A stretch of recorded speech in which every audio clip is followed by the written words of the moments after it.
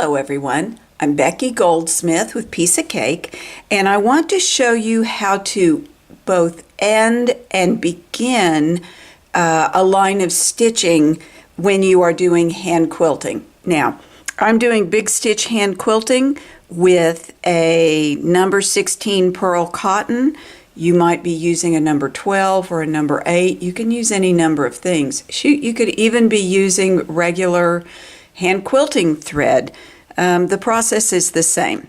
So let's pretend that I'm about to run out of thread.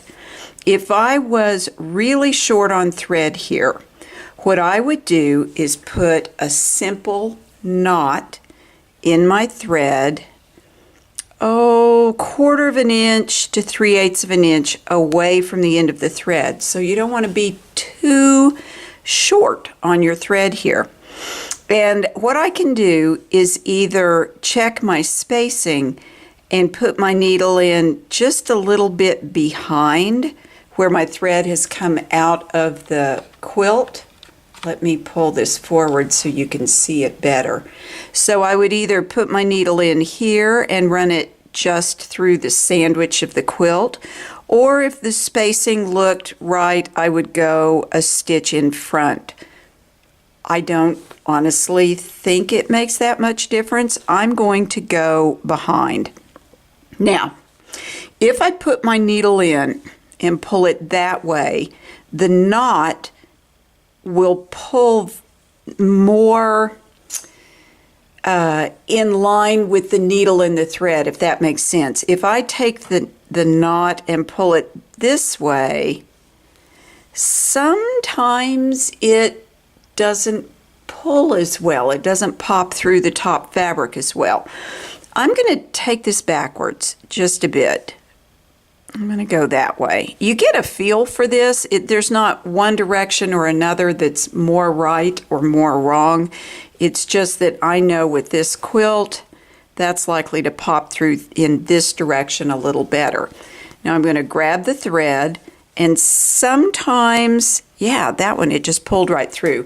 Sometimes the knot, it makes me have to like hold and support this fabric to pull it. Sometimes the knots catch the fabric more and are harder to pull through. And in my last video, I didn't get to this part, but let me say that these little curved perfect scissors are the only scissors I would use for clipping threads near the surface of the quilt, because they do turn up just a bit. You're less likely to catch the fabric. All right, so there I've ended off. Now, let's again pretend that I had to thread up once more. The quilting knot that I use for hand applique is very similar to this. With a finer thread, you would put more wraps around the needle to make a bigger knot. But this is pretty thick thread all on its own. So I'm going to point the tail of thread up. I'm putting the thread behind the needle. I'm going to wrap the thread around the needle one time to make one loop around the needle. Be sure that you have fully covered that loop of thread. If all it does is just barely touch the end of your fingertips, your knot will fall apart. Do this, hold that loop in place on the thread, and there you go. And I've probably got a 1/2 inch tail of thread, and I'm going to leave it alone. All right, so here, what I want to do is begin my next quilting stitch at the far end of that stitch that I made that includes the knot, because this stitch did not actually catch any of the underneath fabric. So this time I'm going to move away from where I want the needle to come up, which is going to be right about there at the beginning of that last stitch. Now, I'm going to pull the thread here, and that's going to bury the knot and the tail of the thread sort of in line with where I'm going to put my stitches. But I don't want to be so close that when I'm doing my hand quilting, I'm going to stitch over that knot, because if you catch the knot with your needle, sometimes it gets hung up and it wants to pull through. It's not a good thing. So I'm going to move my needle off just a little bit more, and I'm going to pull this through, and again I'm going to grab the thread and pop that knot down.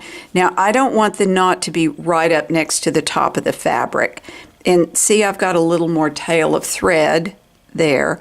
So I'm going to reach in with my needle and swish that down.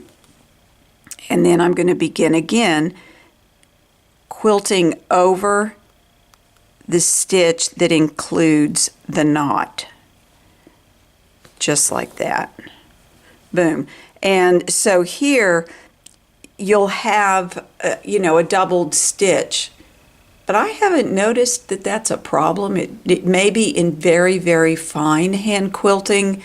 You might not like that look, but I actually like the idea that these two stitches that have a knot and a tail of thread are held very securely in place. And that's how you do it.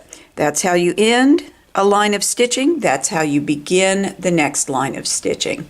I hope you enjoyed this demo. I hope you're really enjoying your hand quilting, and I hope you have many happy stitches. Thanks for watching.